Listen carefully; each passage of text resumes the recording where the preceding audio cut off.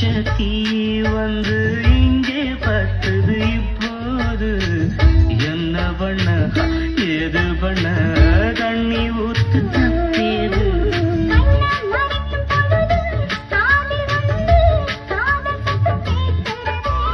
கள்ள பார்வை பார்த்து கதைய ரசிக்க கண்ணு ரெண்டும் துடிக்கிறது. ஆஹா